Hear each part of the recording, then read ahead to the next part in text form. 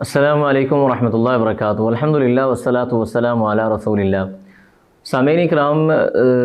رات کے وقت کے حوالے سے ہم نے بڑی احادیث سنی ہوئی ہیں کہ اللہ سبحانہ و تعالی نصف اللیل کے بعد رات کے وقت، آدھی رات کے وقت آسمان کے دروازے کھول دیتے ہیں اور خود اللہ سبحانہ و تعالی یہ آسمان دنیا پہ تشریف لاتے ہیں اپنی شان کے مطابق، اپنی عظمت کے مطابق، اپنے جلال کے مطابق۔ ہم اس کیفیت کا اندازہ نہیں کر سکتے، اور اللہ سبحانہ و تعالی آ کے باقاعدہ یہ صدا بلند فرماتے ہیں۔ فیونادی منادن کے الفاظ حدیث کے اندر موجود ہیں کہ آواز لگانے والا آواز لگاتا ہے، اور یقیناً وہ اللہ سبحانہ و تعالی ہے کہ ہے کوئی مجھ سے مغفرت مانگنے والا کہ میں اس کو معاف کروں، ہے کوئی مجھ سے دعا کرنے والا فیستجاب لہ، میں اس کی دعا کو قبول کروں،